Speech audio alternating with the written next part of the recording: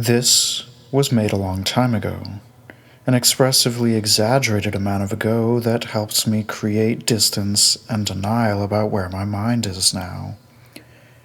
Since noting these feelings in the time of long ago, I have become part of the problem. So now I feel okay. Soon you will understand. There's a particular kind of madness that emerges within me in the face of isolation. My isolation isn't absolute. There are people, yet I am alone. I view society through a lens that is fixated on the bottom of the asphalt of the downtown cityscape. Crowds of people continually walk all over me, and I just sit and watch their behaviors. This is particularly analogous to social media, where it often feels like I am screaming into the void in hopes that my presence lands somewhere like a message in a bottle, drifting in the endless ocean of people and opinions. I have become noise. Becoming noise isn't what I worked so hard for, but I really have worked hard. It isn't clear that this is any qualifier that I deserve to transcend the noise. What determines people's worth? It isn't too different from the ways of currency. People determine each other's value based on how desired a person is. The more that a person's attention is spread thin, rendered scarce, the more that people desire that person's attention. There are other factors too, but this is somehow a disgustingly popular way to determine who's worthy.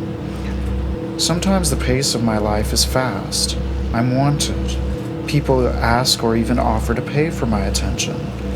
Other times, I am left feeling neglected, brushed to the side.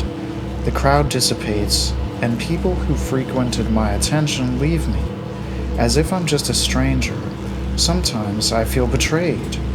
Other times, I feel I was insane to even think that I mattered to anyone. Such a vicious cycle permeates the flow of my life. My website views probably track with my mood, up and down, fantastic and tragic, accelerating through the fast lane and decaying in a stagnant pond, festering with despair. In moments of social desolation, the picture of society takes on a new kind of clarity. It is apparent that so much of our comfort within this dystopia comes from human connection, bonding, and the endorphins that numb us from the pain of reality. The corrupt tendency of humans to cozy themselves from their own misdeeds becomes increasingly apparent in the silence of loneliness. You begin to hear people as they deal with the devil, to raise their own statuses above others. The whispers on the walls don't lie, they tell all. Machiavellianism is the way of life in today's world. I am tethered to other people's opinions and minds, which is something that truly bothers me. Conformity is demanded of me at gunpoint. The truth is trapped inside of me for the sake of my own survival. If I am to speak, it is heresy. There is a constant sense of walking on eggshells in the middle of the night, hoping not to wake the beast that is human connection. Somehow, this pleasant experience of bonding has managed to render society into a fascist machine of death, destruction, and chaos. It appears to be fueled by party animals and those gasping for air, willing to drown others for their own survival. Despite that it feels so, I am not truly alone. Instead, I am joined by the masses of others who share my pain, but this sharing occurs without a sense of bonding. We are silenced. We are left to the side as bystanders to the horrors of society being platformed by social media. My mind is addicted to the ruminating about the ways I should be for other people. I wish to be useful. I wish to matter. I wish to survive. I wish for the distracting opium of connection so that I no longer need to be burdened with the awareness of badness that tinges all walks of life. As I said before, I am now part of the problem, so I wish to be congratulated on my newfound state of fine. Please congratulate me in the comments or whatever. And as a last note, go check out the book I just finished. It's called The Psychonet.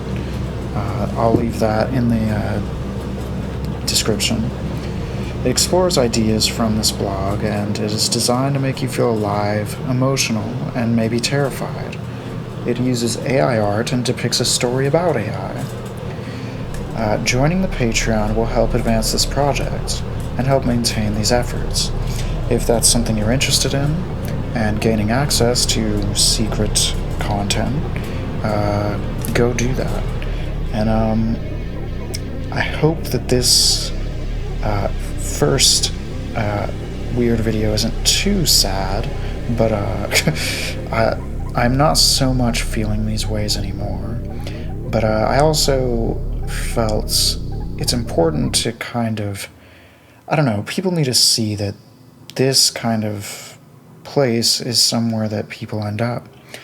So, yeah, that's all for today. Goodbye.